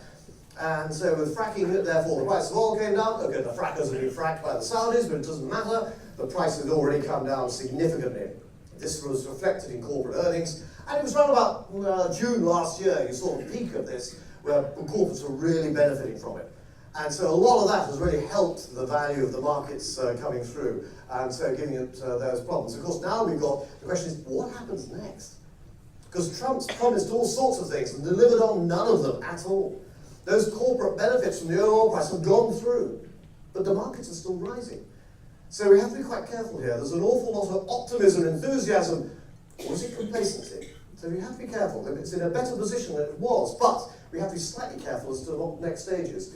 But look at the wage rises in America. They've been easy off a blip, but generally we've seen good wage rises, but nonetheless ahead of the rate of inflation. So that's positive. And you look at the house prices, lovely, dull graph, looks a straight line at 5%. Perfect, just what you want to see. But this is actually the one in terms of manufacturing. You'll see that's been pretty positive as well, but that's the one I really want to have, which is the US consumer confidence at a 12-year high. The primary driver at a 12-year high. That's an encouraging sign overall. And why is that important to the rest of us? Because of these numbers. The trade with the rest of the world, unless you get some idiots starting to interfere with global trade, interfering with NAFTA, interfering with trade with China, and all those issues, which of course Trump is sort of threatening at the moment.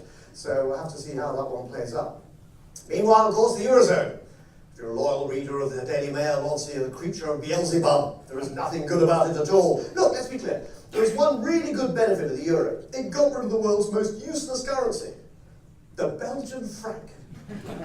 By the time you'd worked out what it was, you were in Holland. It's absolutely wasted. There's one word that sums up Belgium. Why? It serves no purpose whatsoever as far as I can work out. But nonetheless, the question we should ask is, will the euro succeed? And the answer is, no, it won't. Well, but it won't fail yet. The reason it won't succeed is unless they put in reforms to make it have a proper structure, then it will fail. What reforms do you have to have? Well, we have a single currency in this country.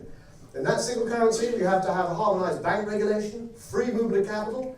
So money is moved from the wealthiest area of the country, from the southeast of England, and it goes down to Cornwall, someone licks some ice cream, and it goes back to London again. You also have to have the same tax system, not the same taxes, but the same fiscal policy, the same monetary system, same money supply system across the whole set of nations in the United Kingdom.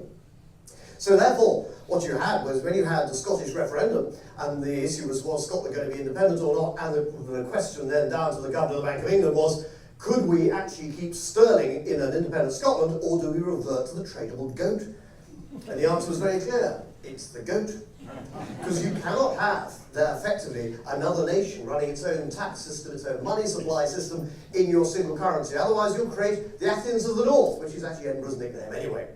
So that's why you have seen in the Eurozone, you're going to have to put all those issues in place, because they're not all in place at the moment. So it won't fail yet. Why won't it fail yet? Well, because certain people want it. Mrs. Merkel in her last election said, thank you very much, everyone's bought our cars. Thank you for buying all those German cars. Please don't sniff the exhaust pipe, not quite as advertised. But apart from that, you bought it at a discount called the euro, up 20-25%. Imagine what it would be like if they were all in Deutschmarks. So certain countries have benefited hugely. Others have been vastly damaged by it. The most irresponsible damage, of course, was youth unemployment. 50% in many nations, which is devastating. That's a generational problem. And for countries like Greece, well, frankly, most of the Eurozone should never have joined the euro. But for countries like Greece, it's been totally devastating. But that's another conversation to have. So what we're going to end up with is all sorts of combination. Are we inside the customs union or not? Are we free trade area? All sorts of elements. Frankly, just speaking in terms of just pure economics, I haven't come across anybody yet in the political world who actually knows what they're talking about. And I find that very, very, I don't know if frustrating would be just a mere emotion. No, it just makes me angry, actually, because they're dealing with all our futures. And this is very important, as we know. Meanwhile, of course, you've got the likes of Macron, because a lot of the economies in the Eurozone have actually been picking up. For many years, France has been flat as a pancake. I suppose in their terms, flat as a crepe. Or in my terms, just crepe. And really going nowhere. He's done the easy bit now, getting elected. You're now going to see over the next few months the most wonderful display of spanking new, really expensive, virtually unused farm machinery being displayed across the autoroutes of France, around Paris, as the farmers go on strike. And they're very good at doing this, really rather quickly. So this and other unions will be coming out, because as soon as the president is elected and says, I want to carry out reform, the popularity hits the floor, and therefore does he have the courage of his convictions to see it through? He's got 1 year to do it. Otherwise he'll go the same route as his predecessor. So it'll be interesting to see how this plans out. But the French economy actually has started picking up a bit. But what you can see overall is the Eurozone has picked up, primarily because of Germany and Austria, but even in Italy we've seen some recovery, Spain and Portugal have seen some recovery, and also in Ireland as well. Ireland's easier to see because in terms of difficulty, every time Ireland gets in difficulty, the population leaves, and when it picks up again, they all come back again. And you can see exactly what's happened there. So overall, the Eurozone, when you look at it, has actually been in a better position. There are still many issues to address, like the banking system. In Germany, not just the Deutsche Bank, which is probably the world's largest hedge fund, if you look at all the derivatives inside it, but the Landesbanks in the north have got vast shipping write-offs to make. The Italian banks, many people know about, but also the Weisgrad group, which you may not have come across. That doesn't get much coverage over here, because the Mail can't spell it, I think. And the Weisgrad group is Poland, the Czech Republic, Slovak Republic, and Hungary. And they said very clearly, we have not swapped being run by Moscow for 50 years. For now being run by Brussels. We wish power transferred back to us. Anything this sound vaguely familiar? Unfortunately, Mr. Cameron didn't go and talk to them. But there's an interesting issue that you've got without Europe, the demand for significant reform, not just in terms of Brussels, but the overall structure. But we seem to be rather deaf to all of that. So nonetheless, though, despite this, you've seen an overall pickup within the EU itself. And if you follow that blue line through there, you can see that despite the headlines that we've been fed on a regular basis, actually that's been really consistently positive overall. Obviously it's dominated by Germany. And so Germany at the moment wants to see interest rates because its economy is doing very well. But Italy is saying, hang on a second, we're just recovering. I don't need interest rates rising at the moment. That's one of the problems you've got with a single currency. If you haven't harmonized the tax and monetary system, then you're going to find those differences. Hence you're going to have further strains in that for the time being. So I missed a huge amount out about the Eurozone. We can always come back to it. Oh God, deal with Russia. The trouble is, the BBC will highlight so much about Russia. Let's be clear. The entire value of Russia, its GDP, is worth less than half of the United Kingdom. Russia's huge, isn't it, geographically? But in terms of its overall economic power, it's relatively small and getting smaller. This is superpower. It's a dangerous power, but not a superpower. Its economy has been shrinking for the past 2 years, only just started picking up a little bit now. And so be wary, but sadly the BBC gives it much more credibility. Remember that ageing aircraft carrier chugging its way up the English Channel, barely getting back to St. Petersburg, and the BBC going on about it, being in British waters. It was going through the Dover Straits, for crying out loud. It was hardly a threat to us. It virtually had to be rowed back to St. Petersburg. So be wary of what you're being told here.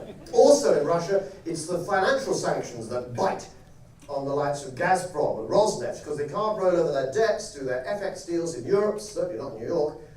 So they turn around to Mother Russia, the central bank, and say, well, you support us. And the central bank says, can't, the reserves are disappearing. Because Putin having a few adventures in Moldova, Ukraine, and Georgia, and of course Syria. So let's park that to one side. It's not economically that important. This is. So what's happening in China?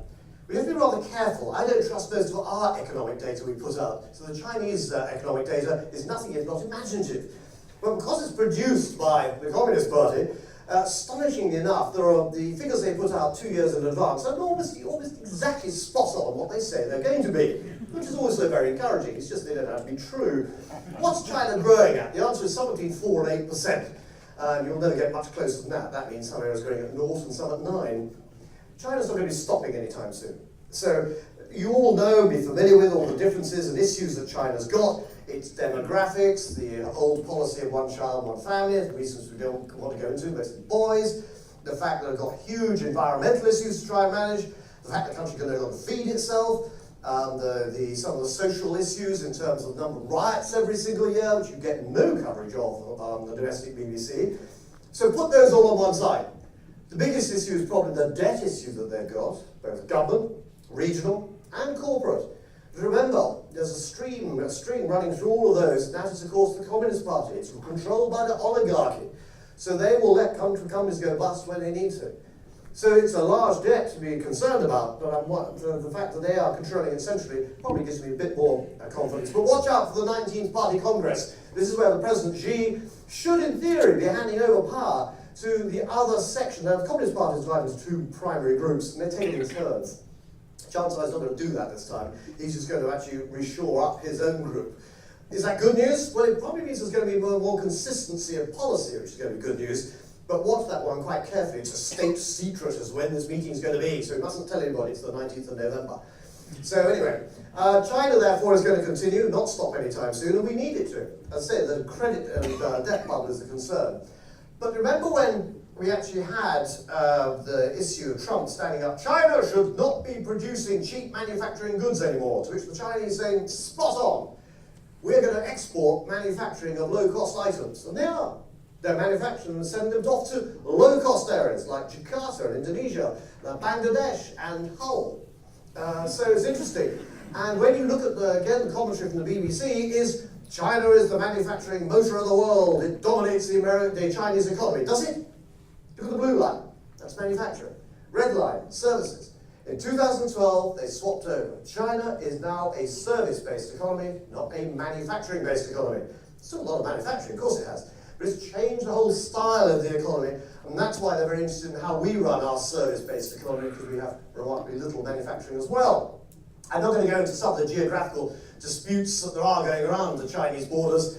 You don't know me very well, but a lot of my family come from the Far East, so we got more concerned about what's happening in the South China Sea. The Chinese have got a different name for now, they call it mine, and in fact they usually quite a lot of mines throughout the whole of the South China Sea. And the map on the right is to do with the small number of islands which Japan and China are bickering over, to do with oil and gas. No, not at all. To do with something much more important than Far East, face, pride. And you've got these two butting up against one another. And the Japanese Prime Minister visiting the military shrine every so often. He knows what he's doing when he goes there, and he gets filmed there. He's tweaking the dragon's tail.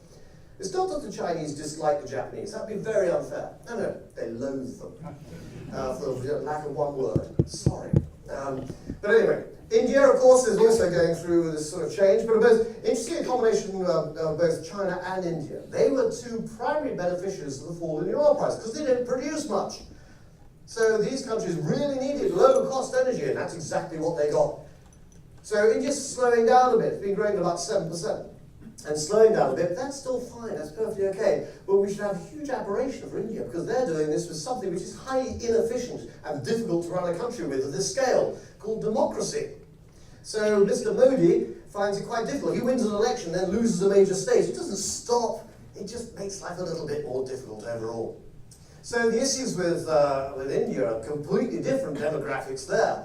Their demographics are looking quite good. They haven't got a huge aging population. They've got a huge young population, which is actually better for them. But the rise of this consumer group is actually really rather positive for them overall. As for the other emerging markets, and forgive me, I'm carrying huge sweeps here at fast speed. You're familiar with the BRIC fund, which Goldman Sachs was flogging for some time. Brazil, Russia, India, and China, because these countries have got so much in common. Such as what? Well, they're quite big, and that's about it. Well, actually, the sales dropped off, so they added South Africa, so it gave the BRICS fund. Well, some of the BRICS are a bit cracked now. Brazil, dominated by not exporting coffee, but iron ore, and suffered there. Russia, I've already mentioned. South Africa, all their commodities issues. And so it's really suffering really greatly indeed, but actually beginning to turn around as those commodity prices start to pick up a little bit. I should mention more about Turkey, because there, it's in terms of it's a significant economy, but politically in a very difficult position, geographically, but also the only member of NATO that seems to be very happy trading with Russia on a consistent basis. Mexico, of course, suffering from Trump in terms of trade, walls, and various other bits and pieces. Down in my part of the world, in ASEAN, Association of Southeast Asian Nations, here you can see a continuing change. You see the rise of the Oriental consumer. And you can see how this is changing. Because this is a theme you're beginning to see in key parts of Africa as well, the value of the emerging markets. So emerging markets constitute 52% of the global population, and now 39% of global GDP. I only have to go back 6 years, and that figure was close to 25, 26%. So a great change in the weight. So be wary here. You don't just describe emerging markets as one blob, which unfortunately we tend to do in Britain. They're all very different indeed. You can put them into categories, but don't have them as a single blob. Varies greatly. Right, let's deal with Blighty. What's going on here? Well, first of all, we have to deal with these two. Oh, God. I've just come back. I spent part of the summer up on the Syrian border, as you do, digging up some old relics. My wife sends me off to go and do that before I become one. And I was digging up 3,000-year-old relics. Now, this lady here on the right doesn't come from the Unionist Party. She comes from the Democratic Unionist Party. This is, of course, Paisley's lot. And most of them are creationists. So I was digging up stuff 3,000 years old. So as far as she's concerned, 2,000 years before that, the world started. And in between that, they managed to squeeze in the dinosaurs. Speaking of which, on the left here, we therefore have this lady, who of course is nailed to the mast with remarkably little power at all. And we have to try and work out what happens next with this. And your guess, frankly, is as good as mine. It is back to the soap opera, isn't it? So, with all of this, I'm not going to pick away through the issues of Brexit, because it's very tedious and tiresome. What I do want to remind you is 3 numbers which are important. One, which unfortunately has been cast around far too much, but nonetheless is a real figure, and that is 5. We are the world's 5th largest economy. Some will say we've been overtaken by France and things like that. No, we haven't actually. Still the world's 5th largest economy. Then the next one. BBC will tell you we don't make anything anymore. Then you've got people like Rhys Mogg, the MP for the 17th century, who actually will tell you that actually we need to go back to the days where we had manufacturing was about half our economy. And when was that then, Jacob? The answer was, well, how about never? The highest we can ever see it actually getting to is probably about 28%. And that's being pretty generous. Probably about a quarter, it's a really more realistic figure. It dropped down to 7%, it's now around about 11% and growing. So actually we've never been that big manufacturing nation that everyone thought about. So you have to put this into perspective. But we are the world's 8th largest manufacturer. And you go to the business parks of Britain, you'll find that they're full. Now, not all of them, of course, but actually quite a lot of them in the most remarkable places. Being a southern git, I get to certain parts of the country, I have no idea where I am. So I have to go to Accrington. Where's Accrington? Oh, Accrington Stanley.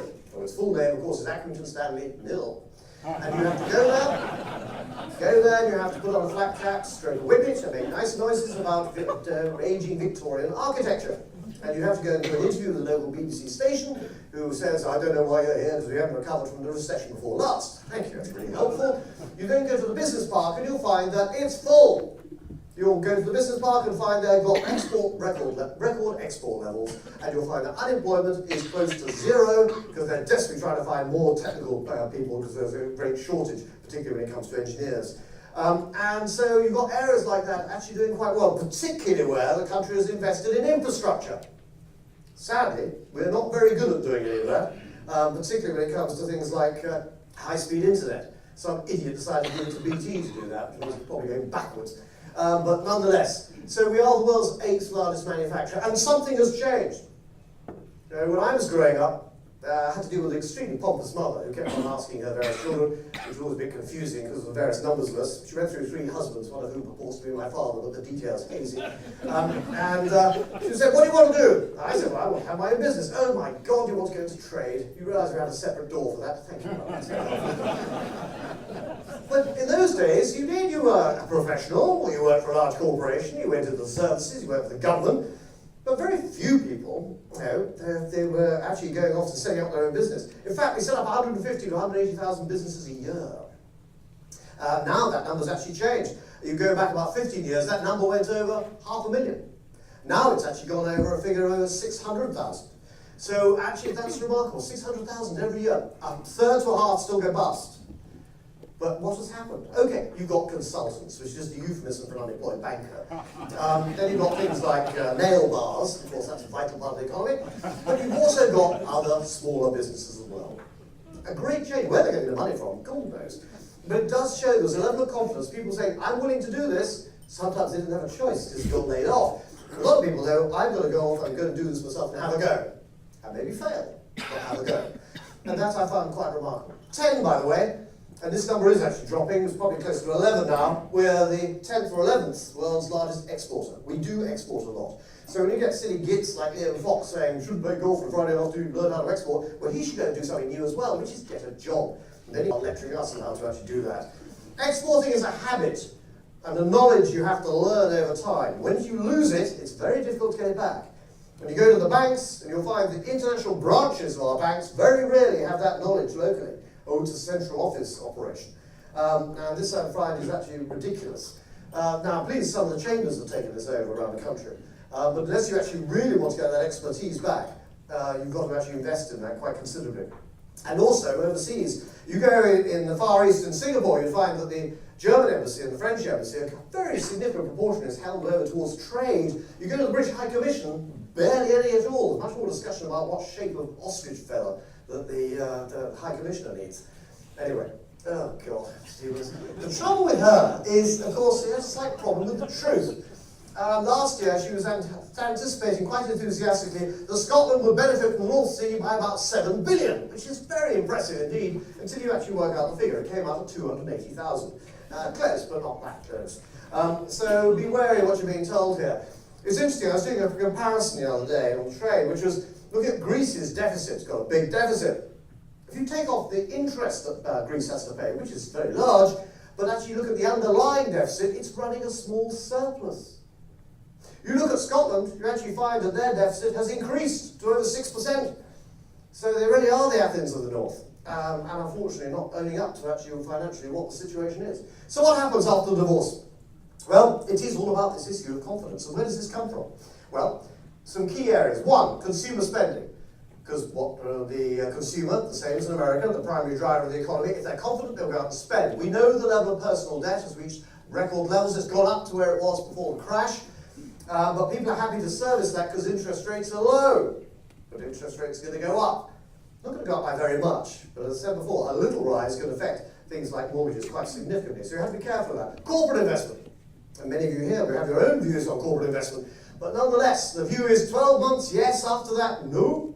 Not until you tell me what's happening at Brexit. I need to have that confidence. Overseas investment. We were, I go back to 2015, the third largest recipient of inward investment in the world. Number 1, America. Number 2, China. Number 3, France. No. Germany. No. Japan. No. Britain.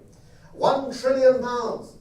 Last year, I haven't got the figures yet, but it will be lower than that. Because I know various companies, certainly two American ones, who've decided not to invest because they were sick of waiting for Brexit.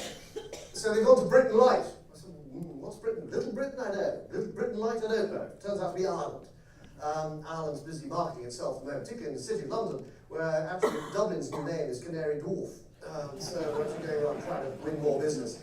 And then you had the governor of the Bank of England going around saying, we live by the kindness of strangers.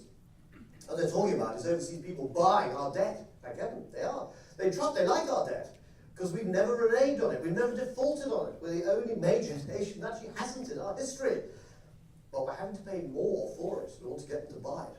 So we need people to be doing that financing. So I'll look at some of those figures in a moment. So in the meantime, here is the opportunity, whatever you think of Brexit, for some reform. So certainly one bit of reform would be stamp duty. We talk about pensions and things like that, and sadly the value of pensions seems to be being devalued, as we've been hearing. Luckily the likes of ISAs are probably going to have more given to them. Why? Because the government gets their tax money first. But actually things like stamp duty is just dumb. It's a stupid tax. Some wretched Dutchman comes over here and gets the British to go and pay for his war against the French. King William, thanks guy. So he brings it in. Of course, what's so dumb about this tax is it stops people spending. What happens when you buy a house? The kitchen goes, the bathroom goes, and you send in the polls. The government will earn more money out of VAT than it will do out of stamp duty. That's what you want to see. But they don't understand that, and the Treasury don't get it at the moment. So it's really stupid. It doesn't actually raise that much money. Total stamp duty is about 9 billion. If you take off all the money coming from the oligarchs in London, in West Kensington, and the likes of that, you're down to about 5. Put that overall, VAT is 120 billion. It's tiny. You get more off the VAT expenditure. It's just stupid. And then capital raising. In 1945 in this country, we had 45 stock exchanges. Okay, most of them were useless. But the Bristol Exchange was a very good stock exchange, and it was shut down by most of the brokers who ran the exchange at that stage because it didn't do many transactions.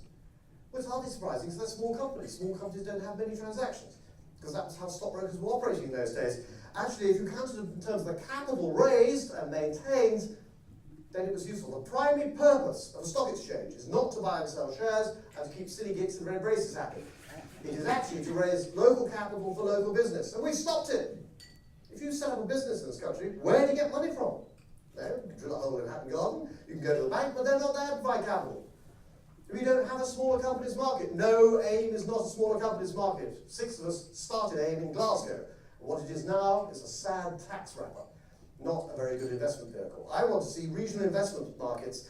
So to answer the question for people in the Northern Powerhouse, where's your next investment money coming from the Northern Powerhouse if you can't use the word government?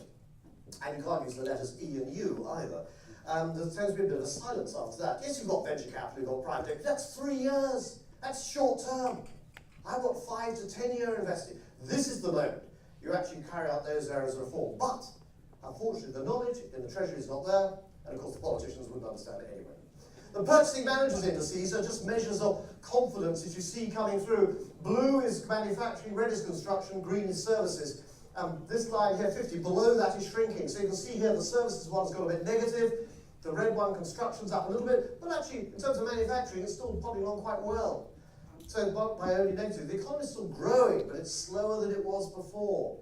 One of the more concerning figures is this one here, where you've got wages in blue and inflation in red, because CPI, consumer price inflation. And for years, people were saying from 09 through to about 14, I'm feeling poorer. Things are going up. And they were right.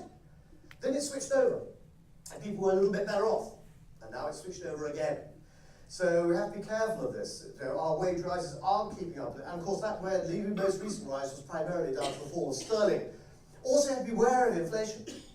Because the younger you are, the lower your inflation generally, because you're buying electronic kit, which every year gets cheaper. As I get older, my drugs cost me more and more. And also, people have lots of stuff they put in the inflation basket. Last time, they put in watermelons. When was the last time anyone bought a watermelon in this country, for God's sake? And they also added adult jigsaws. What's an adult jigsaw? I don't even know what an adult jigsaw is, but I certainly don't own one. Anyway, and this I love. This is the Bank of England's own view of their forecast of what's going to happen to inflation. It's going to go either up or down, really. That's brilliant. Brilliant. Really helpful. The reason I want to put this up here is not to show you this is annual government income, there's the word billion mixed off here, and expenditure, so obviously we're spending more, so these politicians, we're still borrowing more. Well, that's not surprising, because they're still spending more than you've got coming in. So they are really very dim. The bit I'm actually interested in is debt interest. I go back 7 years ago, that number was 32 billion, and it actually come down. Why? Because the Debt Management Office in South Croydon, there's nothing really interesting in South Croydon, had actually reduced it. They're very good at lowering the cost of our debt. To give you an idea, the Battle of Waterloo was funded at 1.5%. They cut the cost of the Battle of Waterloo. Still won it, but cheaper. Now 0.5%. And so the debt we're paying on interest has gone up from 32 to 57 billion. Put that in perspective, our defence budget is about 45 billion. So we're paying more on our defence budget on interest. By the way, 41 billion. This is where the madness of QE happens. Because remember, QE is the government and the Bank of England getting together to create assets where they're going to buy, in this case, government gilts. So the government's the largest owner of its own debt. And so what it does, twice a year, it has to pay a coupon, a dividend. So it writes out a dividend to itself, sends it off, comes back, cashes it in, and you couldn't make this up, could you? So the difference between 41 and 57 is the amount we pay out to ourselves. Right, good, that doesn't make sense. So take a bigger look at the world, and you'll see the Eurozone. It must reform or it will regress. And it won't necessarily fail, but it will regress. The reform is everything from what happens in Brussels, to its tax control, to the powers of how it's operating. And with that goes the operation of the euro as well. It's quite capable of doing so. The question is, will it? China goes through that change of life, but it's not going to be stopping anytime soon. Luckily, it is controlled. I don't want to live under an oligarchy like that. But controlling a country of that size is probably quite helpful running something like that. Brexit, that's going to be UK, our nerves as to what's happening, and what we need to do is actually still make sure that actually people have confidence that the economy is not going to be stopping anytime soon. We just make sure we have to find the logical way through this. Whatever your views on Brexit are, the business still has to carry on. But there are some key issues with regard to trade, in terms of taxation, that must be addressed immediately. The longer this goes on, the more damage it goes because it leaches away confidence. US trumped up. Luckily, the president doesn't have that many powers. His constitution was designed to stop a buffoon running it. And to actually try and make sure, yes, you can have 90-day orders, but you don't control the economy. You don't control the actual production of legislation. So actually, we're quite lucky with that. And he doesn't actually control the button for the missiles either. There are several generals that have to go through it first before it finally goes off. And emerging markets, cooling from last year, but actually probably in a better position than we've seen from the past few years. So actually, that's not a bad position for the world. So compared to the hyperbole of the headlines, that's what we have to look at. This is the most important relationship in the world. The linkage of China and America. Why? Because China is was the largest debt holder of America. It's now the second largest because it's been selling it. So America needs China to be buying more of it. And China needs America because America is their biggest customer. So they need them to be able to work together. So my headline back to this is actually not doom, it's actually just don't panic over this. The world will still continue. And so therefore, if we're all going to panic and actually sort of bury our heads in the sand, that's going to be really rather stupid. Actually, the global economy is going to grow, we have to keep a weather around it. But the problem we've all got, all of us, is someone's changed the sodding rules and no one's told us what to do. When we set up 15 years ago, one of the things I insisted on is we go to schools and universities every 6 weeks. It doesn't make a huge difference, but it's good education for us. We don't teach personal finance in this country. People leave school, they leave university, but then they leave a graduate school, an MBA, not having a clue how to pay off that debt, not having a clue how much money they need to retire on. And it's not just them, it's actually all of us as well, because no one told us what to do. And not only have the rules changed, but also the investment structures have changed. What was a sound investment, a risk-free asset, used to be the 10-year gilt. Now the 10-year gilt looks quite risky. So, all those things that we were brought up on seem to have gone on their heads. And that's why we need to actually learn a lot more about what's going on. We need to rebuild some investment confidence. I mean, sensible confidence, not stupid confidence. A sensible confidence that actually we have an idea what we can do to protect our own families to actually what's happening. I'm not going to go through loads of details here, but, for instance, people will often say to you, I want to buy this and sell that, buying cheap stocks and selling expensive. By trading the entire time, frankly, it does nothing except make a stockbroker wealthier. But actually, I've just got some figures here. £10,000 over 20 years between 96 and 2015. It just had to be the UK market, but frankly, it could be any of the major ones. I've got a return here of just over 6%, so my £10,000 is 33,000 over 5,056 days. Then into a nasty cold, I missed the best 5, 10, 20, say 40. I've still got 5,016 left. If I miss the best 40, I'm losing money. Because you don't know when they are, do you? Normally they're after the worst days, but not always. So it's time in the market. Give it as much time as you can. Now, I appreciate many of us are of a certain age, but we ain't disappearing anytime soon. Remember our parents would work very hard till 65 and then live for another 5 or 6 years and pop their clogs. We've got another 30 years to go. We'll be gagging to go at the end of it, trying to find a single ticket to Zurich. But we've got to fund that. And people just will sit there and say, well, I wasn't after my pension, but we need to do that planning thereafter. And of course, it's not just for planning for us, it's for the family as well. The other issue, certainly the investment world is not very good at, and that is, what's that thing, that Scottish thing again, telling the truth. How much do you pay for your pension? All of it. And the answer is, you don't know. I used to work, my last company got taken over by a bank, and they managed to introduce an inactivity fee. Brilliant! So you get charged for doing something, you get charged for doing nothing. I also had to report them to the regulator for one particular issue they did. That's always goes down well for a director of it. Because they were actually making up charts, they were actually adjusting spreads of deals, which didn't actually exist. But, oh dear. So there are all sorts of ways of getting money out of it. Here, what I've done is taken £100,000 at 7% over 20 years, and you end up with just a tad under 2 million. You take off 1%, 2%, 3%, 4%. Who's going to take 4% off it? Who knows? That's stupid. That would never happen. Yes, it does. No, I'm not going to slag off all sorts of people, but I'll let the Sunday Times do it. If you take money out of a pension, how much does it cost you? Well, actually, it's with this team here, the answer will be 0, as it will be with these people here. And then you go back here, this one here was St James's Place, 6%. Good God, man. Shouldn't talk about that, should I? It's very unfair. Unbelievable. Anyway, so I'm very happy to expose anybody who goes on like this. Look at the investments. Do you ever see this as a mosaic of asset classes? Here you've got the worst, here you've got the best. 2002 to 2016. So you can see these different colours, each one's a different asset class. So you can see here, watch out, follow one of these. Here, I've got, I was going to try and find something like commodities. Oh, there's commodities here. So it's hard, but we're doing quite well. Buy commodities, oh, bugger. Right, don't want commodities, get better. Right, come on, I'm not interested in commodities. Oh, right, okay. Right, buy commodities, bugger. Sell it, bugger. Oh, no, right. Then the seller graph says, it's the commodity super cycle, you need to buy commodities. Right, Charlie, go, we buy commodities, there we are. Oh, bugger, bugger, bugger, bugger, bugger. 2015, sell commodities. Oh, shit. This year's fashion fad is next year's tank top. Basically, what are you going to do next year? You'll get it right once or twice. Over 30 years, 40 years, 50 years. What you do, of course, is you have a blend of running through the middle. Quite dull? Yes, quite dull. I like quite dull. When it comes to my pension, I expect to open up my pension and not find Philip Green inside it. I expect to be able to do that and find what I think it's going to be doing, which in this case is sort of 6 or 7%. And you know, this is the investment actually, it doesn't have to be a huge fear. It's a process. This is the most important bit. And this is the most important bit as to why you need to be Thomas Westcott, because actually it's this linkage together that's so important. Look, actually linking together the accountants and financial planning. You'd think that's logical. Very few firms do it and make it work. I know these guys, so I've known these guys a long time, because the two are intrinsically linked. Someone who can actually do the finance of the business and finance of your family, and then actually doing the financial planning, put that together. Then link together all the other professions as well. You see, the investments are a relatively minor part, because once the plan's done, then what do I need to achieve? Is it 4, 5, 6%? It's just a process.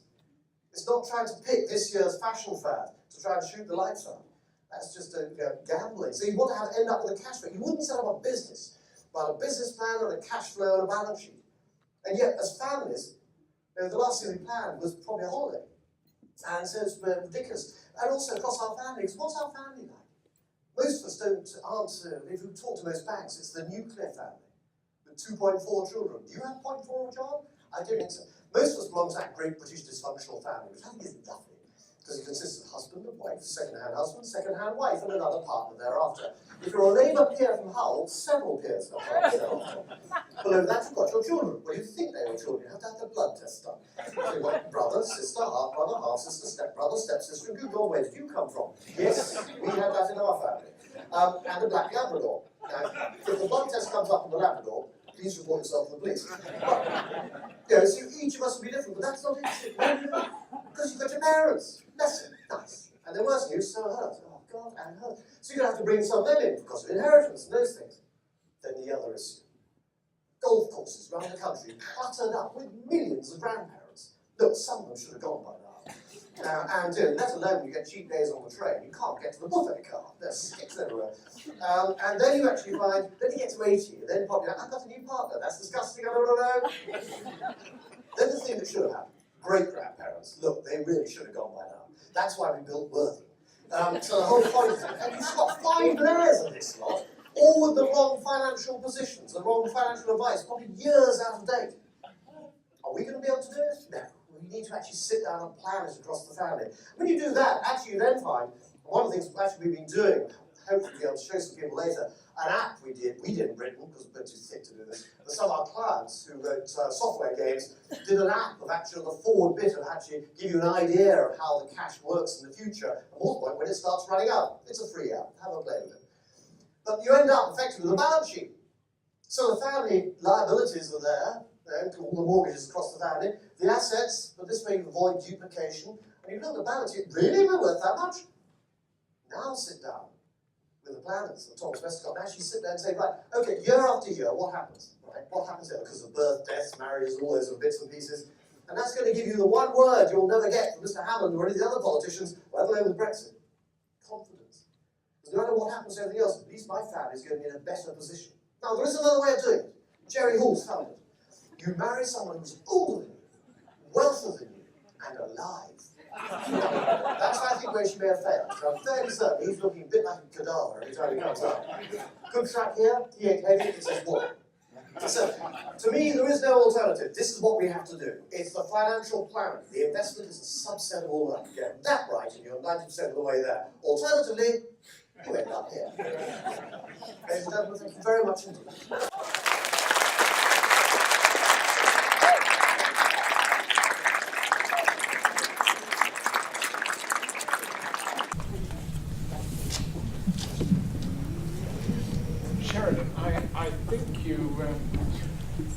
mentioned that gifting from income was unlimited.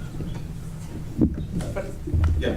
for tax purposes, is income from a pension classed as income?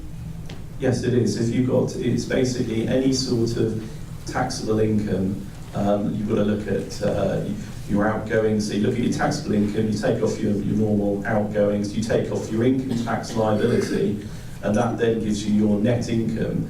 And the trick with this normal expenditure out of income exemption is that you need to basically be able to demonstrate that your standard of living hasn't been adversely affected. So you look at your net after-tax income, and then you see what you can afford to give away and establish a pattern of giving on that basis. But bear in mind, you raise a valid point, because obviously pension income is income. We're talking income here. We're not talking capital gains on the sale of assets. Right. So when you say it's unlimited, it's only unlimited if you record what it is and you can prove that it's a usable amount of your income. Yeah, I think the sort of the guidance would be, and Ed, you know, my hand over the microphone in a minute. You know, the sort of best practice really would be to have some sort of income and expenditure account that you create each year, you know, showing your income sources, your different income sources, employment income, pension income, interest, rents, etc. Show your outgoings in terms of all your utility bills, food and drink, holidays, etc. Your tax liability on your income tax liability that is, and then you'll be left with a figure of net income, and that you can make gifts out of that net income, which would be immediately exempt from inheritance tax. You have to establish a pattern, although there was a case a few years back where only one gift out of income was made, and then the individual died, but the courts held that basically that gift was exempt, benefited from the exemption, because there was an established pattern, even though only one amount had been paid over. So you have to make that record with your accountant, do you? You don't have to make it with your accountant as such, but it does need to be done. And the tax return, when you're totting up income for the year, is a useful place to start. The revenue does provide a form actually where it sets out how we would like to see the information recorded, which would be a very useful place to keep that information, because then if the claim was challenged, you'll be able to present the revenue with your records in the form they would like to see. The only point I add to what Sheldon said is that you're right, it's the intention of establishing a pattern of regular giving. So if you did die before the pattern could actually be carried out, your intention could actually be put into effect. That could still be claimed within the tax rules on the basis of that intention.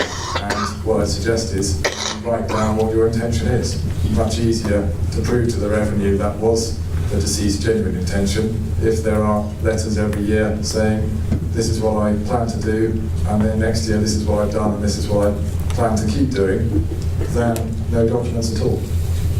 Thank you. One final point on that, Phil. If you have any more questions, all the experts are standing behind afterwards. Please do not rush away. I have a few thank yous as you'll appreciate. I've already mentioned that you've got 4 or 5 private client lawyers in the room and half a dozen or so accountants and 2 tax partners. So do please pick the reins. My thank you is really fairly obvious. First of all of you for coming along. Thank you very much indeed for coming. Most crucially, Madam Mayor, thank you for joining us. To Justin Urquhart-Stewart, the inimitable Justin Urquhart-Stewart, our keynote speaker, and also to all of the speakers today. I'd also particularly like to thank Olivia Burles, who's been involved in the organisation of this entire event, which I think you'll agree is a pretty successful event. So a round of applause for Olivia, I think.